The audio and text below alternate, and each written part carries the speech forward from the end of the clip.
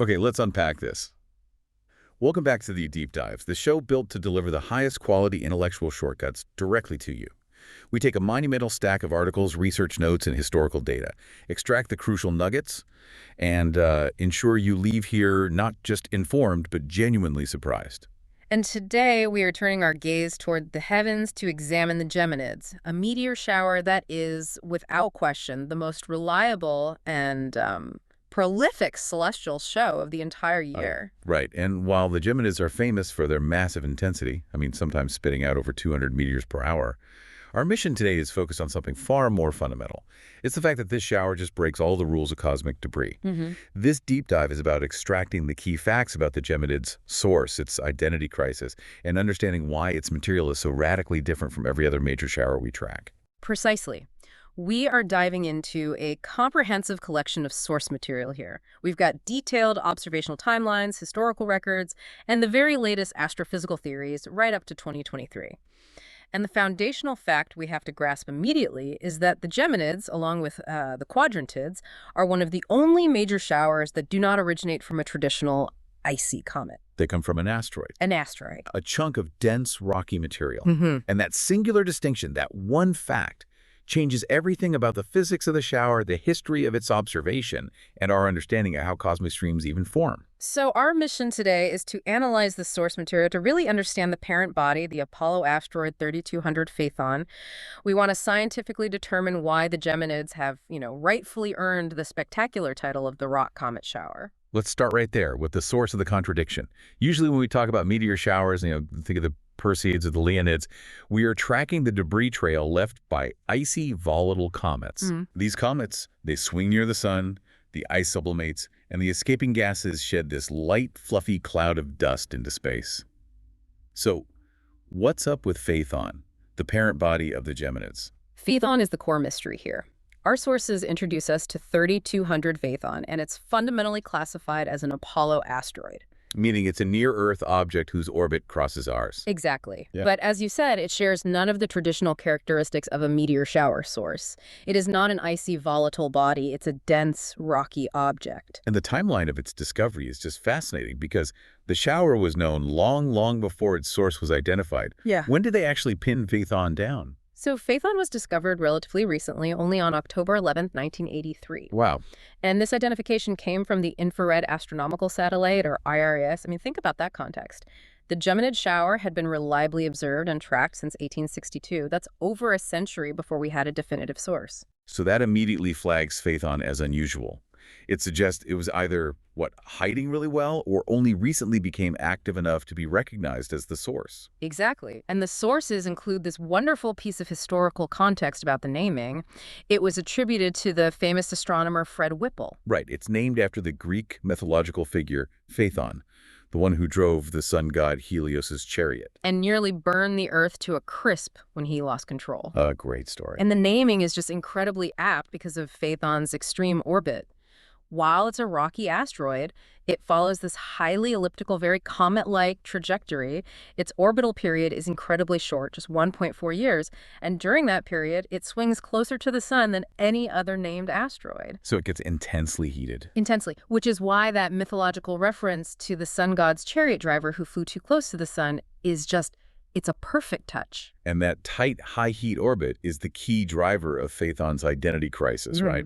It acts like a comet because it sheds debris, but it looks and feels like a rock. So what are the competing theories scientists are using to explain this whole paradox? Well, they're grappling primarily with two hypotheses. The first is that Phaethon is a dead comet. A dead comet. Meaning it was an icy, volatile comet billions of years ago, but after countless passes near the sun, all the ice and volatile material just boiled away, sublimated off, leaving behind a completely desiccated, rocky skeleton.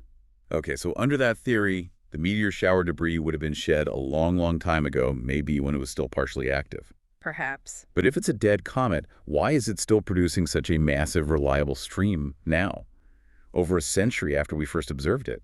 Wouldn't a dead comet have already, exhausted its debris shedding capability? That's the critical challenge. And it leads us straight to the second hypothesis, which the sources call the rock comet. The rock comet. This suggests that Phaethon is not simply an inert skeleton, but a distinct entity that sheds material through non-icy mechanisms. Because it swings so close to the sun, I mean down to 0.14 astronomical units, that's closer than Mercury, it undergoes intense thermal stress. Okay, so we're talking about thermal fracturing, like a rock cracking from heat. Explain how the heat from the sun could cause a dense rock to shed material without any ice involved. So when Phaethon approaches perihelion, its closest point to the sun, the side facing the sun heats up incredibly rapidly. We're talking temperatures well over 1,300 degrees Fahrenheit. That's intense. And this intense, uneven heating creates enormous thermal stress within the rock structure. Imagine a boulder being flash heated over and over again. Dang crack. This differential heating causes thermal fractures, cracks that run right through the rock. Over time, and due to centrifugal forces from its rotation, small, dense fragments, the meteoroids, are literally shed from the surface. This is effectively dust production driven by temperature and stress rather than by ice vaporization. It's a fundamentally different ejection mechanism. That explanation really clarifies the identity crisis. So whether it's the skeleton of a comet that still has structural weakness or a purely rocky asteroid undergoing thermal fatigue, the crucial point is that the material hitting our atmosphere is just fundamentally different. Absolutely. And the material composition contrast is the most critical takeaway for you, the listener. We can actually see this difference through spectral analysis. So. While traditional comets show a spectral signature that indicates frozen gases and carbonaceous material, Phaethon's spectrum looks like a rocky asteroid. It's likely composed of pyroxenes and olivine minerals that are really common in stony meteorites. And this mineral composition translates directly into the observable characteristic of the shower. The extreme density. The extreme density of the meteoroids. Indeed. The Geminid meteoroids are significantly denser than typical cometary dust. And if we look at the numbers provided in the source material, this contrast it's just startling. Okay, let's get into where it gets really interesting. A typical cometary dust flake, the kind that makes up the Perseids, is notoriously porous and light. It floats in at around 0.3 grams per cubic centimeter. Rank cosmic fluff. Exactly. And compare that to the Gemid meteoroid density, which is robustly measured at 2 to 3 grams per cubic centimeter. That's an order of magnitude difference. 10 times denser. 10 times denser. So what does this phenomenal difference in density mean when that particle hits the top of Earth's atmosphere at tens of thousands of miles per hour? Oh. What are the physical consequences for you, the observer? It means everything. The consequences relate directly to the kinetic energy and then the subsequent ablation or burning up. Because kinetic energy is tied to mass. Right. A denser particle, even if it's the same size as a fluffy particle, carries significantly more mass and therefore significantly more kinetic energy. So the Geminid particle hits the air with a harder punch. Exactly. When these denser, rocky particles, these are bits of cosmic gravel plow into the atmosphere, they retain that kinetic energy deeper into the air column. They don't decelerate and ablate as quickly as the porous dust. So they penetrate lower? Much lower. They compress more air in front of them, and this intense compression leads to higher temperatures and brighter, longer-lasting streaks. It just fundamentally reshapes the metal picture, doesn't it? Yeah. We aren't seeing these delicate, ethereal trails left by sublimating ice remnants. Not at all. We are seeing small, dense pieces of rock that have survived intense solar heating, burning up violently deep in our atmosphere. And that's precisely why the Geminids are known for producing a higher percentage of bright fireballs than most other showers. It's not just about the number of particles, it's about the quality of the particle. Right. Their density allows them to burn hotter and deeper, and that results in that spectacular visual display. We've established that the Geminids are born of rock, but let's talk about their surprising history here on Earth. As we mentioned, their late discovery hints that the stream itself is dynamically young, or at least recently visible to us. The sources really emphasize this surprising timeline. The Geminids were first observed in 1862. Which sounds like ancient history to us, but in astronomical terms, it's a flash in the pan. It really is. We're talking about major recognized showers like the Perseids, which have records dating back to 36 AD. And the Leonids, known since 902 AD. Exactly. We have millennium-long records for those streams. So why did the Geminids, which are now the most prolific, only pop up in the mid-19th century? That's the question. And it's a critical point that links right back to the density. There are a few astronomical possibilities. One, as you suggested, is that the stream's orbit only recently shifted into Earth's path. But given its incredible density, the favorite explanation relates to the stream's formation and its evolution. So how does the fact that the debris is rocky rather than fluffy dust influence how quickly the stream becomes visible? Well, rocky material tends to stick together longer. Fluffy cometary dust, which is driven by solar radiation pressure, spreads out rapidly along the orbit. It forms a broad, diffuse stream relatively quickly. But dense, rocky meteoroids. They're less affected by radiation pressure and gravity perturbations. They remain clumped together in a much denser filament for a longer period of time. So if the stream was formed by a singular event, that dense filament would take much longer to disperse and reach a point where Earth could consistently plow through it and see high numbers. It's like a tightly wound clock spring of debris. That's a great way to put it. The relative youth of the stream, coupled with its density, points toward a sudden, high-energy formation event, rather than the slow, steady outgassing of a typical comet. And that leads us directly into the evolving theory of the stream's formation. This is driven by some very, very recent data. The newest science. This is where we get into the 2023 research update that ties back to the Parker Solar Probe. This probe is famous for literally flying into the sun's corona, and it gathered data that completely changed the Geminids narrative. It absolutely did. The 2023 study offered compelling evidence suggesting that the Geminid stream may have formed not from gradual sublimation, but from the catastrophic breakup of a larger parent body. A violent, highly energetic fragmentation event. So what specific evidence did the Parker Solar Probe provide to support such a dramatic theory? I mean, it couldn't have seen the breakup event itself. No, but the probe measured the physical characteristics of the gust particles themselves, deep in the inner solar system, and it found a surprisingly high dispersion velocity of dust away from Phaethon. What does that mean in simpler terms? It means the particles weren't just gently falling off, they were being ejected with substantial force. The instruments also measured the specific density gradients and the orbital distribution of these fine particles. So the dust trail looked less like a passive trail left behind and more like an active explosion site that had recently dispersed material outward. Precisely. And if we connect this to the bigger picture, the most compelling finding of that research was the orbital connection between Phaethon and two other known asteroids, 2005 UD and 1999 YC. They are essentially siblings. They are. The orbital parameters of all three objects align perfectly, suggesting they all share a common point of origin. They were all fragments created by the same massive explosion or shattering event. And that catastrophic breakup theory it resolves the central paradox. It does. But how does this theory reconcile the rock comet identity? I mean, if it was born from a comet, wouldn't it still have some ice? Well, the theory posits that the original parent body was a massive comet, maybe a giant one. But during one of its early, extremely tight perihelion passages near the sun, the intense thermal shock caused it to fragment catastrophically. The fragments that survived Phaethon 2005 UD and 1999 YC were the dense, rocky core remnants. So Phaethon is the largest piece of the skeleton of a giant comet that essentially blew itself apart because it got too close to the sun. And the Geminids are the continuous debris stream from that single violent event, now being replenished by thermal fracturing as Phaethon continues its destructive orbit. That's the most current and elegant explanation the sources provide. The stream isn't maintained by vaporization. It's maintained by thermal stress and the slow decay of that remnant body. And because the source material is dense rock, the resulting debris stream is a collection of high-density meteoroids, perfectly matching the 2-3 GC-meter measurements we see today. It elevates the Geminids from being just a reliable annual show to being a dynamic marker of a massive recent celestial explosion that continues to reshape the material flow in our inner solar system. We are witnessing the aftermath of a cosmic trauma. Okay, let's pivot from the cosmic history to the practical reality for you, the listener, observation. Given this unique, dense composition, what does the Geminid viewing experience actually look like? How does it translate to what you see in the sky? It is exceptional, largely due to its dependability and the quality of the individual meteors.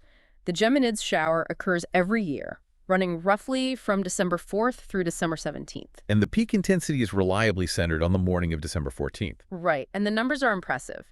Current showers can produce up to 120 to 160 meteors per hour based on the zenithal hourly rate, or ZHR, under optimal conditions. The sources also highlight a crucial detail for observers. The highest intensity often peaks around 2.00 or 3.00 local time, regardless of where you are on Earth. That timing is key. For many Northern Hemisphere observers, the radiant is already high in the sky by local midnight. Which means you don't have to wait until the deepest, coldest hours before dawn to get peak rates. Exactly. They put on a show in the mid-evening, which is part of their popular appeal. Speaking of the radiant, let's explain the shower's name. The meteors appear to radiate from the constellation Gemini, hence the name Geminids, near the star Castor. And what's fascinating here is that the radiant, that point of origin, is purely a perspective effect.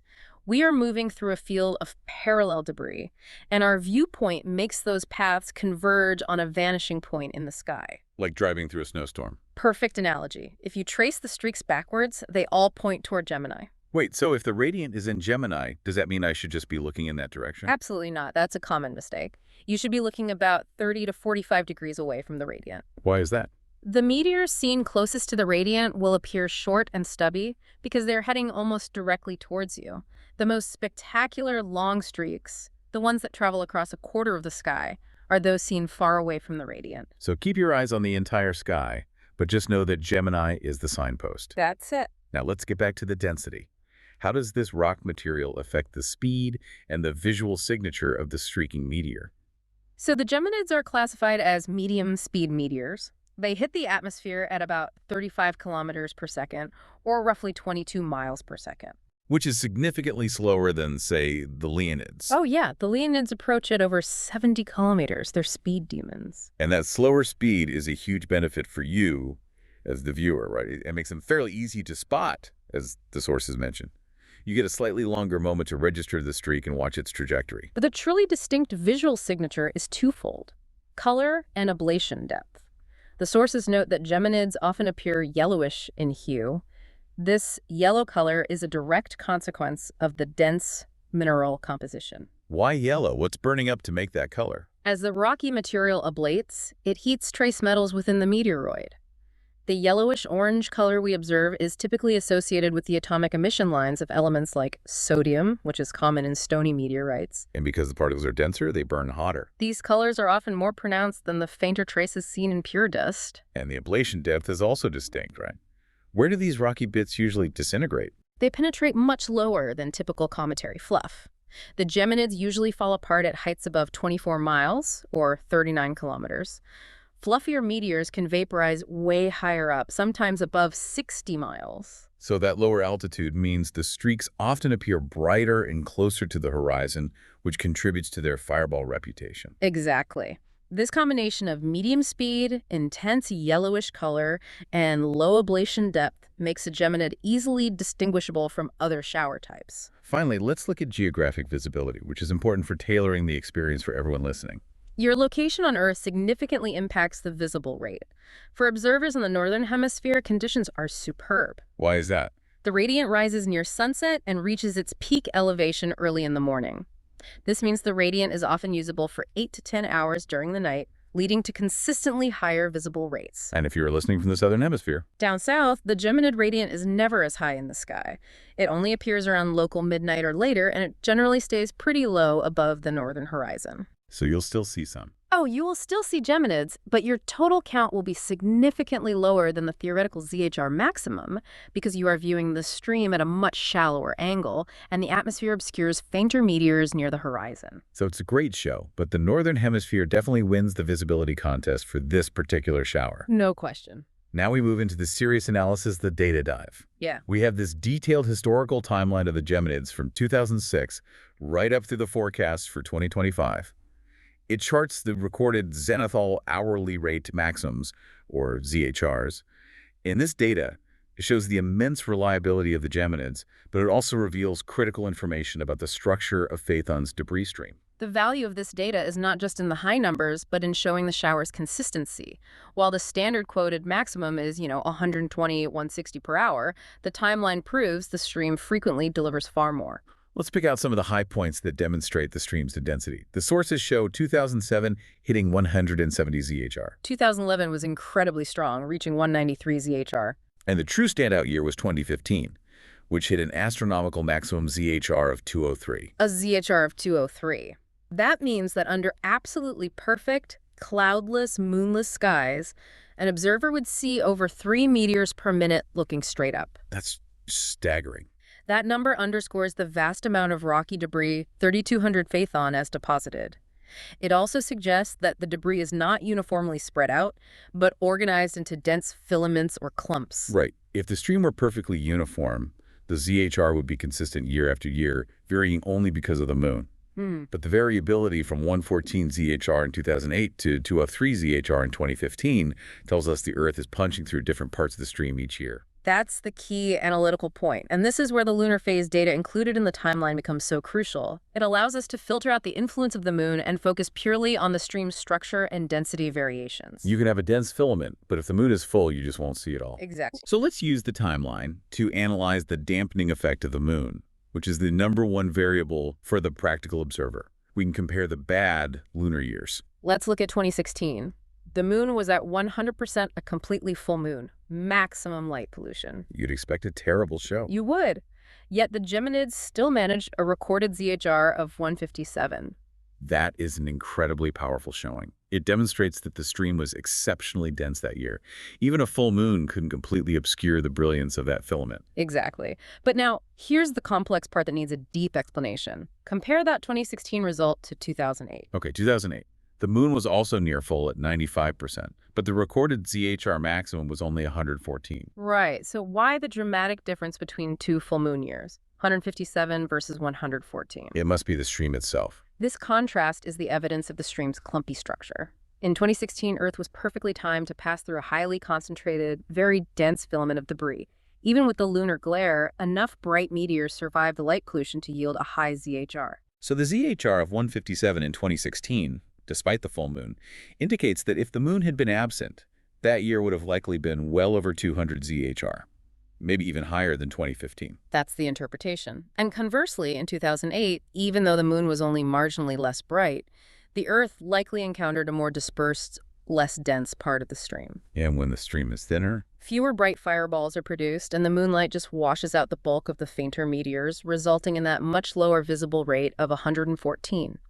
The data shows the orbital position matters just as much as the lunar phase. So now let's contrast that with the optimal viewing years, when the moon was nearly absent, allowing you to see the full range of brightness. These are the glory years. Consider 2009. The moon was a mere 9% new moon. That year achieved 140 ZHR, perfect dark conditions. And 2012? 2012 featured a 2% new moon, almost invisible, achieving 134 ZHR. What these low moon numbers prove is that while the raw ZHR might be slightly lower than a spectacular filament year like 2015, the quality of viewing is maximized. You can pick up the faintest, most numerous meteors. It's the difference between seeing a few bright fireballs versus seeing the complete texture of the debris stream. So if you're planning your viewing, you should prioritize a dark moon over a theoretical high ZHR. Absolutely. Low moonlight transforms a great shower into an unforgettable one. And looking ahead, the timeline gives us some promising forecasts. 2024 is projected for a 112 ZHR, but it's badly hampered by a 99% waxing gibbous moon, almost full.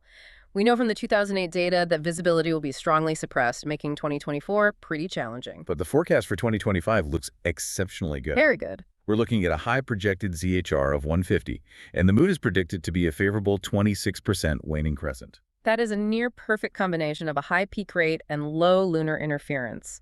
Analyzing this detailed data just reinforces the Geminids' premier position among annual showers. It also provides a map of the stream itself, showing us where the dense filaments are and how the orbit of Phaethon dictates our viewing experience. We've covered extensive ground today, examining why the Geminids are so fundamentally unlike their cometary cousins. We move from the high-density physics of Phaethon to the implications of recent catastrophic breakup research. Let's bring it all back to the essential takeaways for you. The first key takeaway has to be the unique origin story. The Geminids are not soft, fluffy debris. They are dense, rock-like particles, 10 times heavier than typical cometary dust. Their parent is the Apollo asteroid 3200 Phaethon, which is now considered either a heavily damaged dead comet or a distinct rock comet shedding material through intense solar heating and thermal fracturing. Secondly, remember the observation characteristics driven by that density. The meteors are medium speed, about 35 kilometers, allowing you longer to track them. Their high mineral content causes them to often appear yellowish in hue, and they penetrate lower into the atmosphere, leading to a higher frequency of bright fireballs. And finally, the stream is highly prolific and dynamically young. Its light discovery in 1862 and its extreme ZHR variability reaching peaks of over 200 per hour suggests the Earth is interacting with dense, clumpy filaments of debris. Debris created by a violent, catastrophic breakup event involving Phaethon and its siblings, 2005 UD and 1999 YC, is recently confirmed by that Parker Solar Probe data. And this raises an important question that the sources strongly imply. Given that Phaethon continues its destructive, tight 1.4-year orbit, constantly being stressed and fractured by the sun, how will the Geminids stream evolve in the coming centuries? Well, the catastrophic breakup theory from 2023 means the stream is still settling down from a massive explosion. As Phaethon continues to shed material violently through thermal means, the dense stream we see today will likely continue to be one of the most visible for centuries. But the specific filaments and peak ZHRs might shift dramatically as its orbit subtly changes and the remnants of the explosion disperse. We are watching a celestial event that is still, in a sense, in motion. Next December, when you spot a brilliant yellowish flash streaking across the night sky, remember you're seeing the debris of a rocky skeleton that defies celestial categorization, propelled by thermal stress, not ice. Look up and enjoy the ongoing aftermath of a cosmic catastrophe. That's all for this deep dive. We'll see you next time.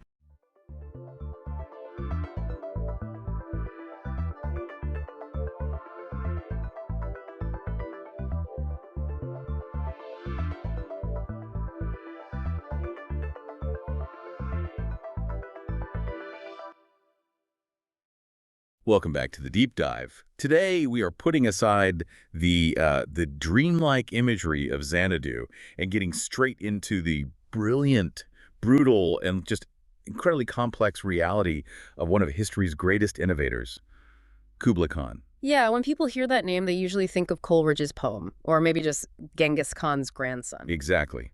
But the actual history is, well, it's just so much more intricate than a poem. It really is.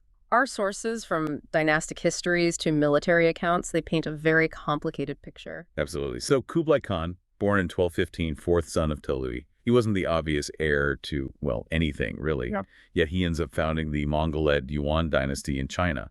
So our mission today is to unpack that transformation. How does this nomadic Khan from a fracturing empire become the settled, Sinicized emperor of China? And that's the core tension, right? It's a tightrope walk. He becomes the first non-Han emperor to conquer and rule all of China proper, which he achieves by 1279. An incredible feat. A huge feat. And it means he can't just rely on the old customs of the Mongols. He has to master these incredibly sophisticated Chinese political structures, all while his own family, the traditionalists, are basically calling him a traitor. That's the whole story, isn't it? The struggle between the Khagan and the emperor all in one person. That's the engine of his entire reign. Okay, so let's start at the beginning. His early life, which was just so influential. His grandfather, the Genghis Khan, dies when Kublai is only 12. Right, in 1227. But it's an event 3 years before that, in 1224, that our sources really highlight. The first hunt. The first hunt, yeah. He's 9 years old, out near the Ili River with his brother Munka, and according to Mongol tradition, after he makes his first kill, Genghis Khan himself performs the ritual. Smearing fat on his finger. Exactly. But it's what he says that matters. The quote is, "The words of this boy Kublai are full of wisdom. Heed them well. Heed them all of you." Wow. I mean, that's about the biggest endorsement you could possibly get in that world.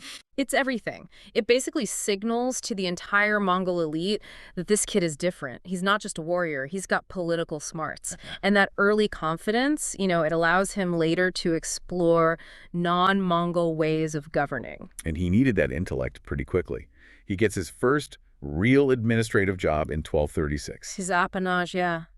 An estate in Hebei with 10,000 households, his first test. And it was a total failure at first. A complete disaster. He delegated authority to local Mongol officials who just, well, they stripped the land for everything it was worth. Corruption, crazy high taxes. So the peasants fled? The peasants fled, the tax base collapsed. It was a mess. But this is where we see that Kublai pragmatism kick in. He doesn't just blame his subordinates. He takes personal control. He brings in new officials. His mother, Sorgatani Beki, helps, and they slash the tax laws. And sources say the peasants actually came back. They did. He learned his lesson, and it was a big one. You can't govern China like the steppe. You need stability, low taxes, and Chinese expertise. That lesson becomes the foundation of his entire strategy. Which leads him to build this incredibly multicultural court. He starts actively seeking out Han Chinese talent. Immediately. In 1242, he invites Haiyun, who was the leading Buddhist monk in northern China, to his camp. Haiyun even names his son Zhenjin, which means true gold. A huge sign of respect, and Haiyun then introduces him to Liu Bingzong. This guy was amazing. A Buddhist monk, but also a painter, a poet, a mathematician. And crucially, an urban planner and a master of Chinese statecraft. He was the intellectual bridge for Kublai. And Kublai also brought in scholars like Zhaobi. It's a deliberate strategy, isn't it? Oh, completely. He's balancing his court. Mongols, Turkic people, Han Chinese. He's building a meritocracy out of pure necessity, and that becomes the model for the Yuan dynasty. But all this cultural engagement pulls him into some serious religious drama. The conflict between the Taoists and the Buddhists. It had been simmering for a while. The Taoists were getting powerful, taking over Buddhist temples. And Kublai had to solve it. He did. In 1258, he calls this huge conference. It wasn't just about theology, it was political. Which religion gives him the best ideological framework to rule a settled state like China? And the decision was decisive. Brutal, yeah. The Taoists lose the debate, and Kublai orders 237 Taoist temples to be forcibly converted to Buddhism. And he burned their texts. He burned their texts. Oh. So much for Mongol religious tolerance in this case. It was a clear political alignment with Buddhism, which had a long history of state support in China.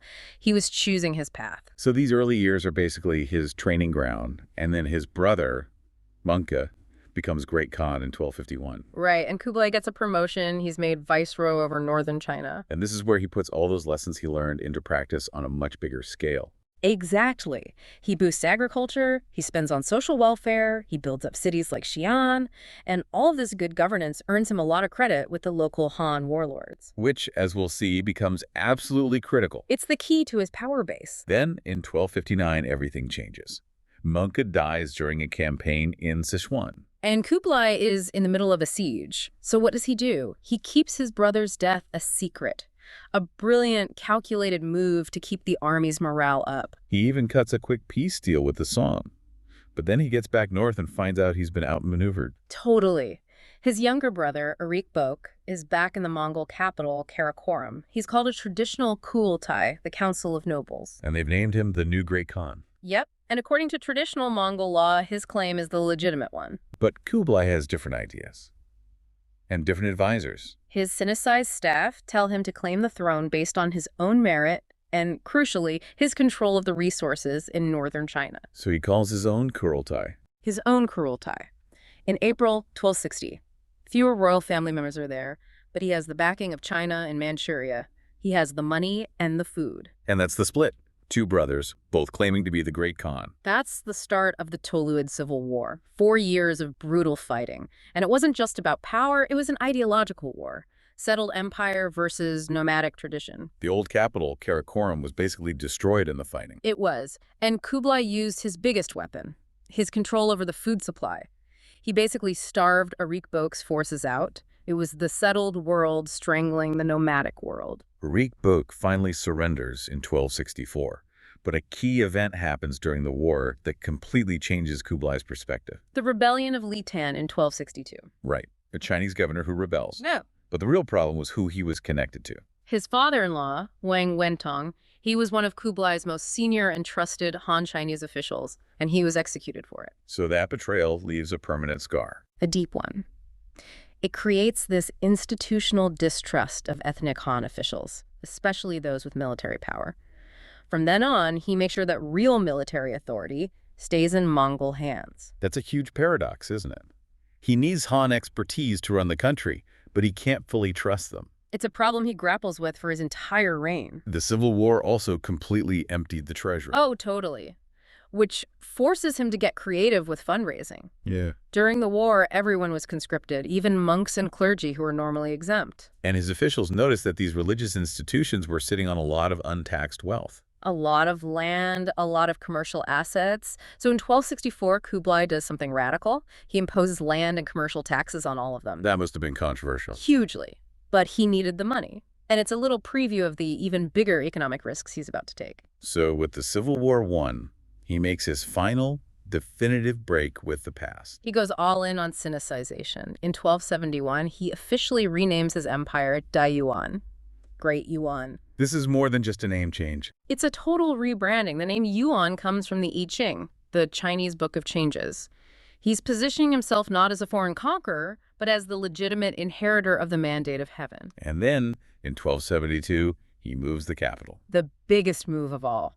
From Karakoram in Mongolia all the way down to Dadu, modern-day Beijing. The Mongol traditionalists must have been furious. Furious is an understatement. Our sources quote them asking, what will happen to the old customs? They saw it as a complete betrayal of Genghis Khan's legacy. The goal was clear: unify China. And he finally does it in 1279. At the Battle of Yamen, a massive naval battle that crushes the last of the Song loyalists. For the first time, all of China is under his rule. So now he has to govern this enormous unified territory. Yeah. How does he structure it? It's very centralized. The area around Beijing, the central region, is ruled directly by his administration. The rest of the Empire Manchuria, Mongolia, is divided into provinces. What about Tibet? Tibet gets special treatment.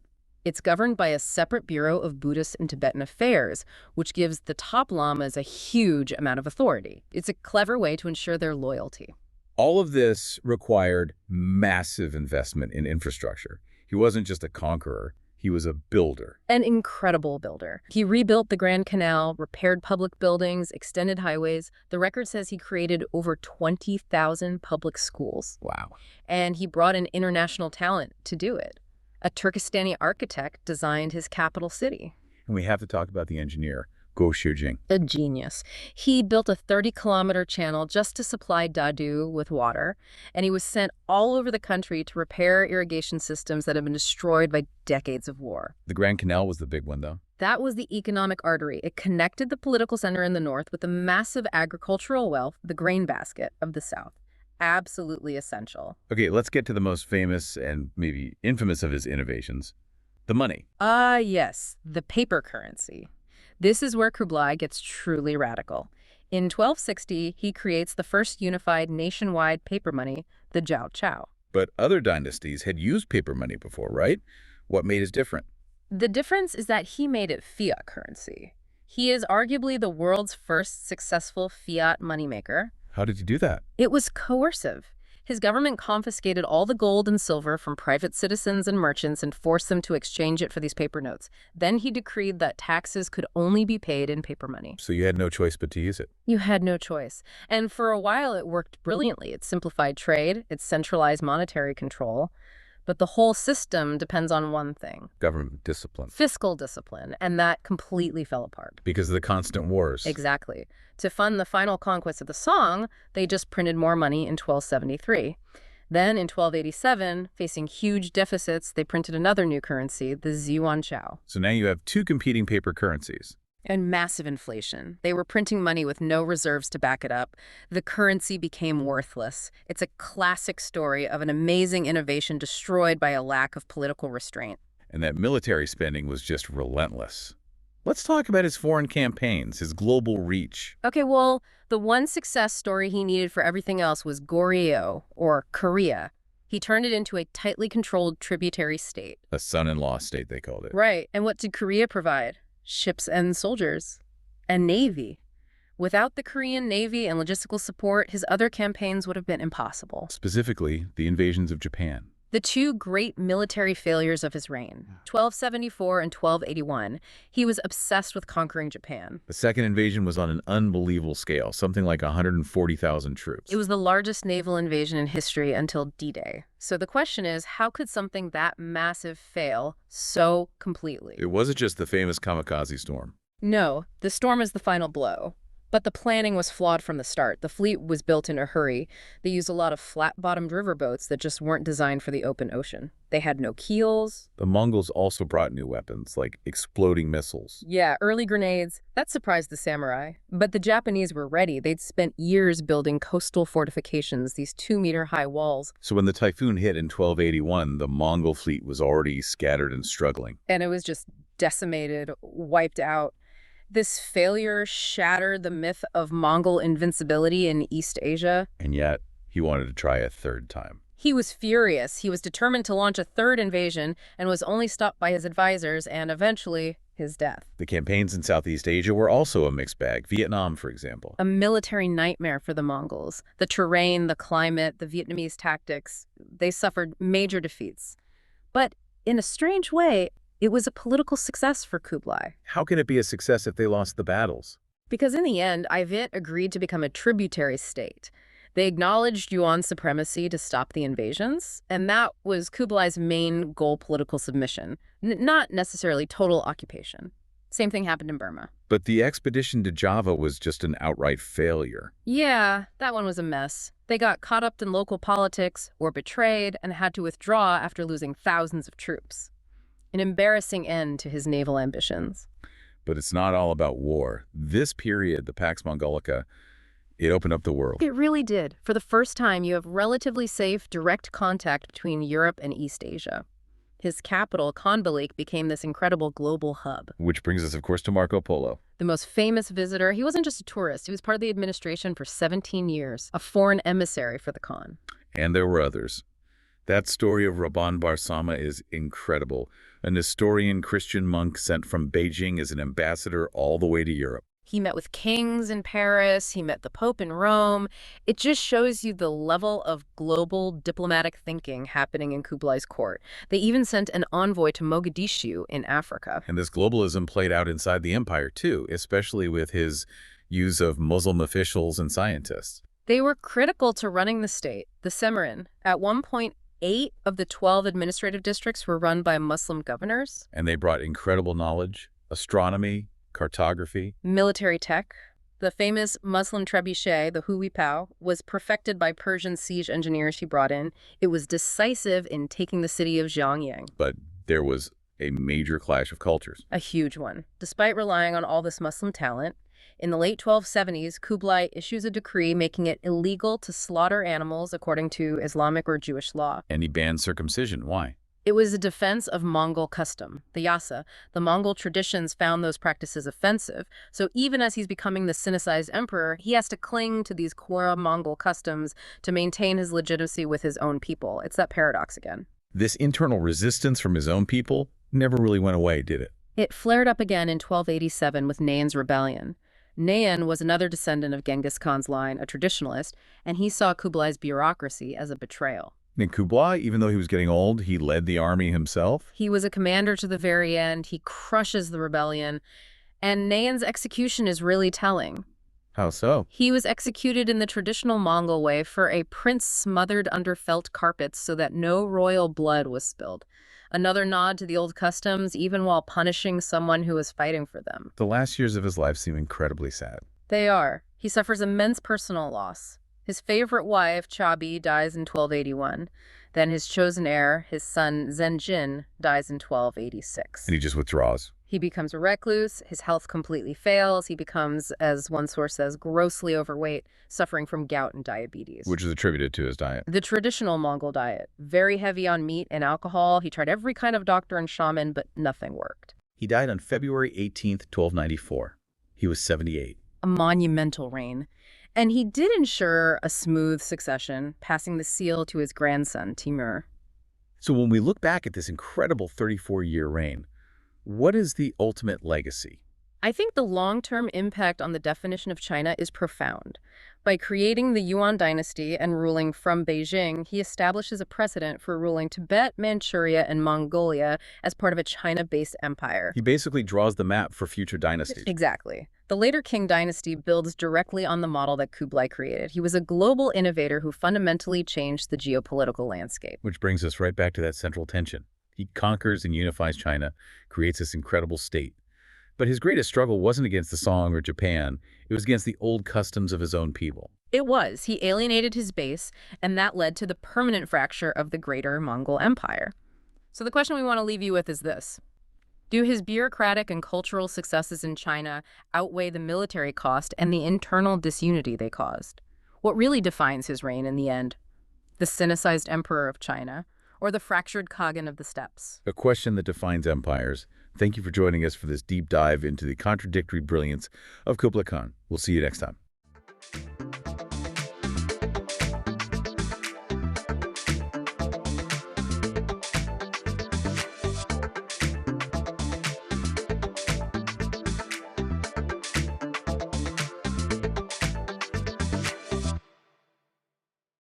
Welcome back to The Deep Dive, the show built for you, the perpetually curious learner, where we take your stack of sources, research notes, and articles and provide the ultimate shortcut to being truly well-informed.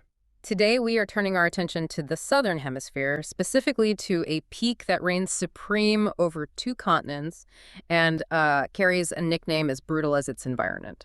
We're doing a deep dive into the physical, geological, historical, and, well, surprisingly dangerous reality of Mount Aconcagua. That's right. Our mission is to unpack the stories and statistics of the Colossus of the Americas, the highest point in the entire Western Hemisphere. And when you start listing the facts about this mountain, you really get a sense of why it commands such global attention. It's a truly massive presence. It is. We're looking at an official height of 6,967.1 feet meters. Or 22,858.1 feet above sea level. And that elevation puts Aconcagua into some very exclusive clubs, globally speaking. It's the undisputed king of the continent, sure, but let's zoom out a bit. Right. Think globally. It is the highest point outside of Asia. Which is a huge deal. That's also the highest peak in the southern hemisphere. Meaning, if you drew a line around the equator, nothing is higher. And of course, it's a foundational member of the famous Seven Summits Club. But there's another detail, beyond just sheer height, that really speaks to its dominance. You're talking about the topographical prominence. Exactly. It's the second most topographically prominent peak on Earth.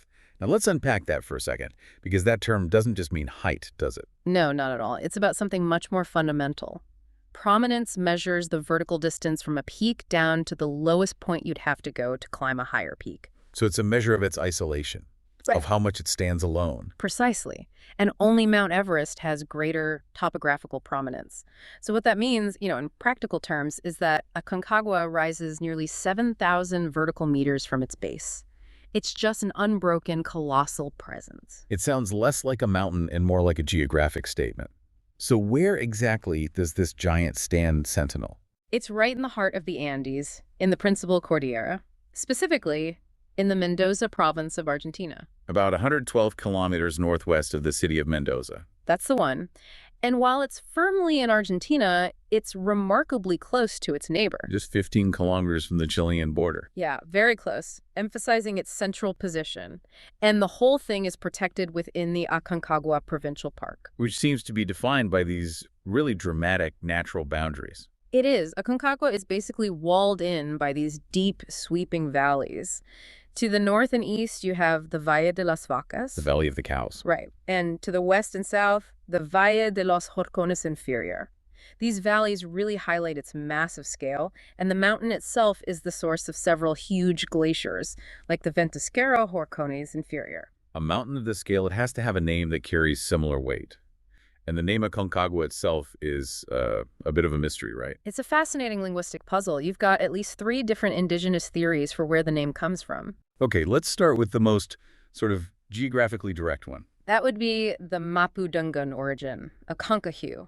It's often translated as comes from the other side, which is thought to refer to the Aconcagua River. It's a very practical, directional name. Right, but the others, the ones from Quechua and Aymara, they feel much more evocative. They lean into the mountain's visual presence. Absolutely. The Quechua options are especially powerful. You have Aconcagua, which means sentinel of stone. Which is perfect. It just captures that image of a silent guardian. It does. Or, alternatively, Aconcagua, white sentinel, which of course references its permanent snow and ice. And the Aymara option is a little different, focus more on the valleys. Yeah, that one is Joncucawa, which translates to white ravine. So while the Quechua names focus on the summit, the Aymara name seems to focus on the snow-filled gullies that slice through it. So whether it's the Sentinel of Stone, the White Sentinel, the White Ravine, the theme is always this massive, dominant white presence. Exactly. Reverence for its sheer size. Okay, from its name, let's shift to its origins.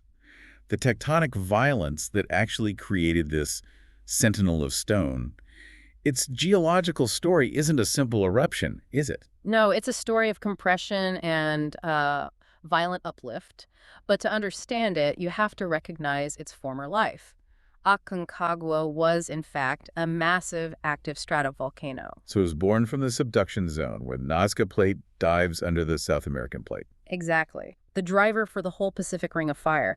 For millions of years, from the late Cretaceous all the way through the Miocene, it was just spewing lavas and ash. It was part of a huge volcanic arc. But then something changed, and here's where it gets really interesting. Something mechanical happened that stopped the fire and started this colossal squeeze instead. This is the crucial transition. It happened about 8 to 10 million years ago. The Nazca Plate, instead of diving down at a steep angle, began sliding almost horizontally beneath the continent. A shallow subduction. A shallow subduction, and that had two massive consequences. Okay, what were they? Well, first, by flattening the angle, you lose the depth needed for the rock to melt and create magma. So, the volcanic engine of Aconcagua just shut off. It went dormant. It died.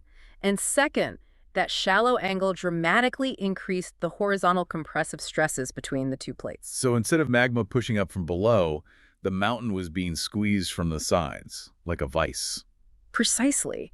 This tremendous horizontal crunching created what we call thrust faults.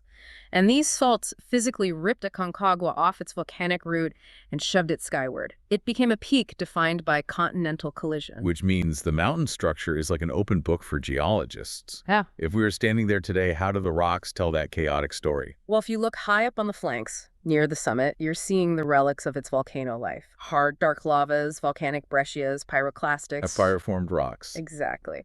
But then you step down into the valleys, and the colors change completely. You see those stunning greens, blues, and grays. And those tell the earlier story, the marine story. Right.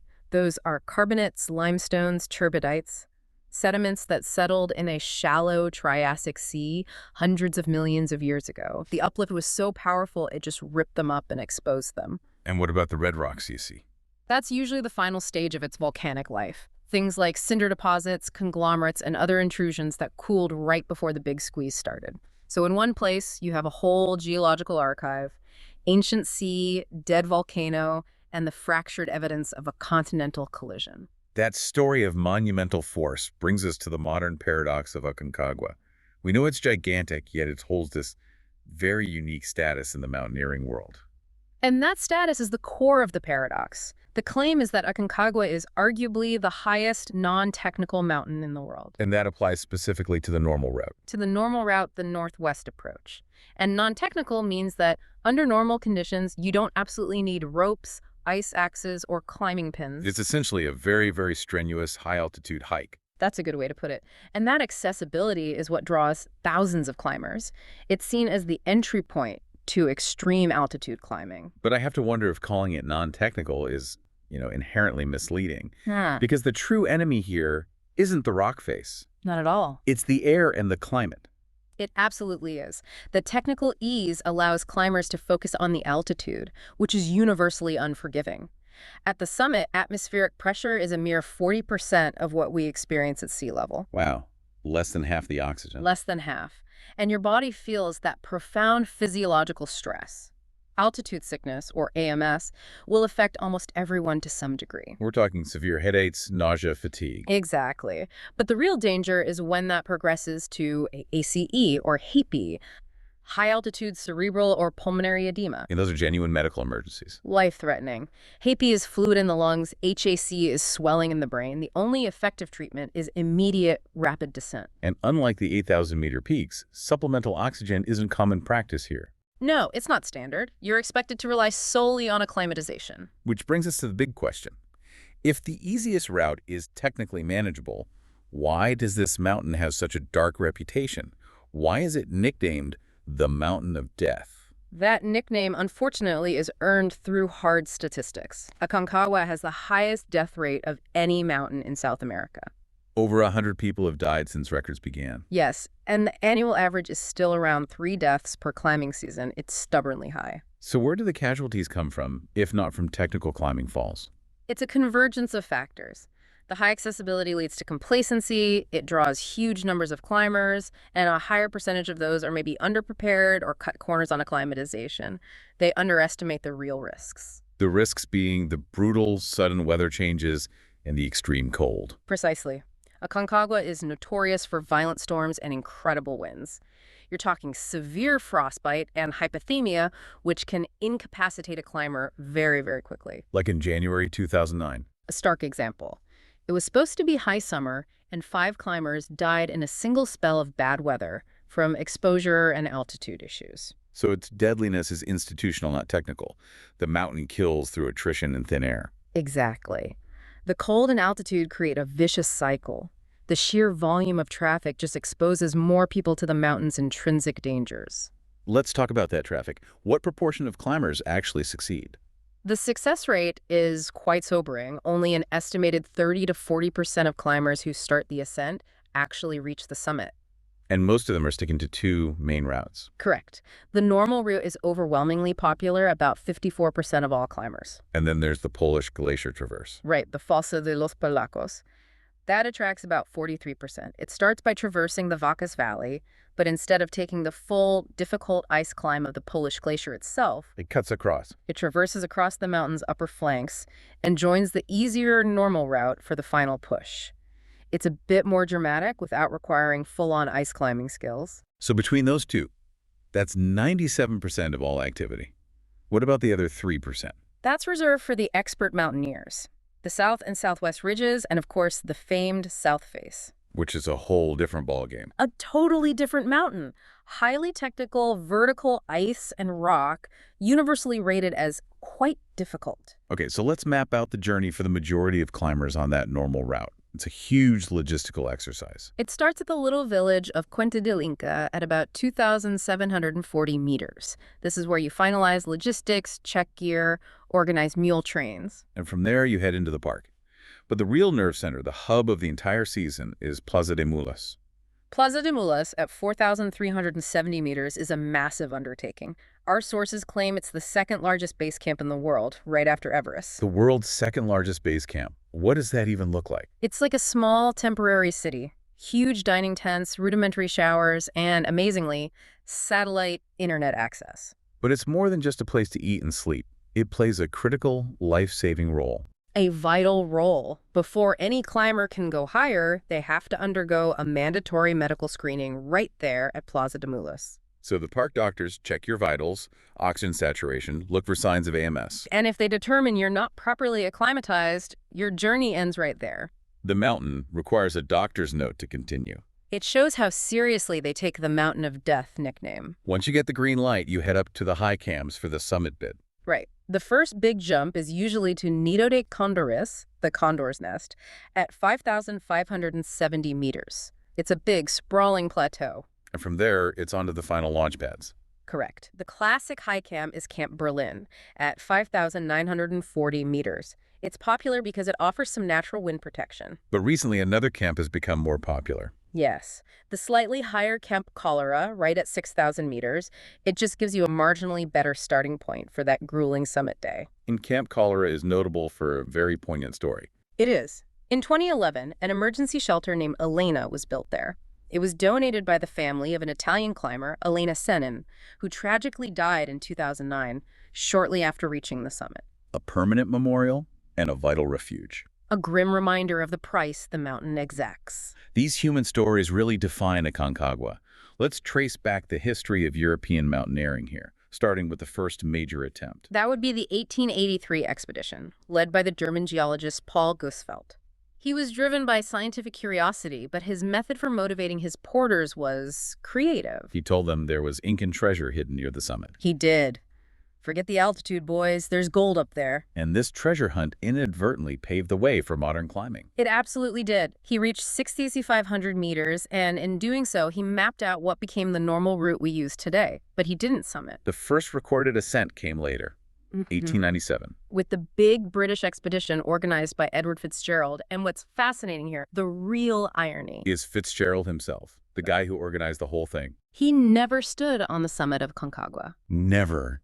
How many times did he try? A staggering 8 times. And every single time, he was forced to turn back. Altitude sickness, exhaustion. It was his Swiss guide, Matthias Zurbriggen, who made the first recorded ascent. On January 14, 1897, Fitzgerald's repeated failure, even with all the resources, just underscores the brutal nature of Aconcagua's altitude. And the mountain has been a stage for pushing human limits ever since, especially with age and speed. The age records are just staggering. They span almost 80 years of human life. The youngest was Tyler Armstrong, who summited at 9 years old. 9, and the oldest. Scott Lewis, who made it in 2007 at the age of 87. That is an astonishing biological range. For a mountain known for killing people in their prime, that's just extraordinary. It is. But the speed records are maybe even harder to comprehend. You're talking about maximum aerobic output in that 40% oxygen environment. Exactly. The current men's record is held by Karl Egloff, an Ecuadorian-Swiss runner, 11 hours and 52 minutes. For the round trip, up and down. Up and down. And what's wild is that he broke the record held by the legend Kilian Jornet less than 2 months after Jornet set it. It was a high-altitude duel. That's incredible. Climbing and descending nearly 7,000 vertical meters in under 12 hours. They're operating on a completely different physiological plane. The women's record is held by Daniela Sandoval at 20 hours and 17 minutes. And we have to talk about the 2019 ascent of the Cholita climbers. Yes. The Cholitas are a group of indigenous Aymara women who took on Aconcagua as a statement of endurance and cultural pride. And they summited in their full traditional dress. The layered skirts, the shawls. It was a powerful, beautiful display. Their story was even documented in the film Cholitas. Aconcagua is also staged for some unusual modern details. 2 things really stand out. First, the highest contemporary art gallery in the world is right there at base camp. In Plaza de Mulas, a gallery in a tent called Nautilus. Run by an Argentine painter, Miguel Dura. So you can check your pulse for altitude sickness and then go look at a landscape painting. It's an absurd juxtaposition of culture and survival. Absolutely. And the second detail is a stunning bit of technology. In 2019, an Airbus H-145 helicopter landed directly on the summit. The first time a twin-engine helicopter had ever landed at that altitude. A huge feat.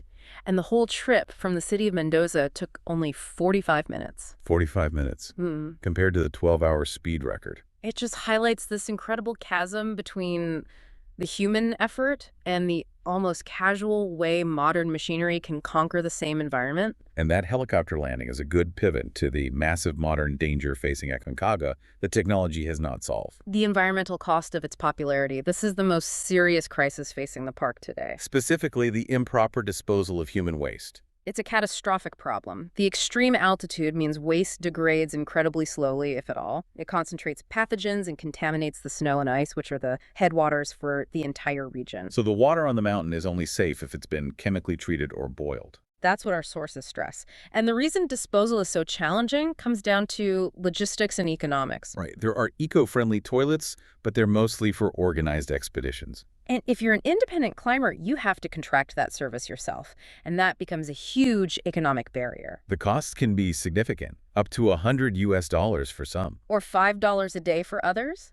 But for an independent mountaineer trying to save every dollar, that fee leads many to make a dangerous choice. They just defecate on the mountainside. Which has created a cleanup effort of shocking proportions. It's a massive public works project. It is. The Park Service has to fly out over 120 barrels of compacted human waste every single season. Which equates to, what was the figure? Approximately 22,500 kilograms, or nearly 50,000 pounds of human waste removed by helicopter every year. 50,000 pounds. That single statistic says everything about the cost of its accessibility. It really does. The modern challenge of Aconcagua isn't the climb itself, it's managing the sheer volume of human ambition it attracts. And that struggle stands in such brutal contrast to the mountain's sacred past. For the Incas, this wasn't a challenge to conquer. No, it was a huaca, a sacred place, a living deity. And it was a location for religious worship and for ritualized human sacrifices, the capacocha. These were the highest and most sacred rituals the Inca Empire performed. Usually involving the sacrifice of children, seen as pure offerings to the mountain gods. They believed the closer the offering was to the sun god, Inti, the more powerful the sacrifice. And the most incredible evidence of this was discovered high on Aconcagua itself. In 1985, an archaeological team made a discovery at a staggering 5,167 meters. It's one of the highest altitude archaeological sites ever found. And one of the most difficult to reach. Tell us about the Aconcagua mummy. The remains were of a 7-year-old child. The body wasn't mummified in the Egyptian sense, but frozen. And the child had been carefully placed inside a small stone structure, lined with soft grass, fine cloth, and feathers. And the clothing told a story. It did. The elaborate attire indicated the child was from the highest social class, specifically chosen for this sacred pilgrimage. And alongside the remains were other offerings, small figures, coca leaves. It speaks to a monumental, organized effort to conduct a ritual at an altitude that still defeats most modern climbers. Absolutely. The effort involved is just mind-boggling. And it wasn't just humans. There's also the skeleton of a guanaco, A wild relative of the llama. found high on the ridge connecting the north and south summits. It's almost certain it was transported there by the Incas as an offering. It just further illustrates their profound skill and dedication. So what does this all mean?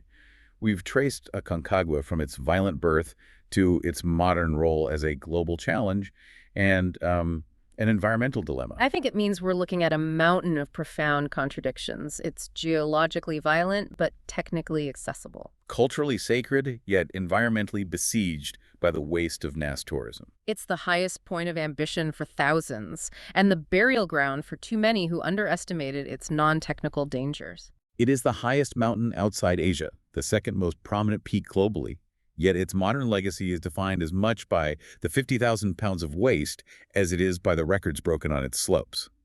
The Sentinel of Stone is watching over its own crisis. A truly complex portrait of a giant. As we wrap up this deep dive, I want to leave you with one final provocative thought, tying together that ancient reverence and the modern ambition. The Incas, who called Aconcagua the Sentinel of Stone, scaled it without any of our modern gear. And when you think about the discovery of that Aconcagua mummy at over 5,100 meters, or the effort to haul offerings like a guanaco to the summit ridge, you have to ask, what incredible level of skill, endurance, and deep religious motivation must those Inca climbers have possessed to operate at heights that still defeat so many of us today? And maybe you should think about your own motivation for learning about a place like this. Is it just a modern pursuit of record-breaking and challenge? Or is there some thread, however subtle, that connects us all back to that ancient, enduring, sacred pilgrimage?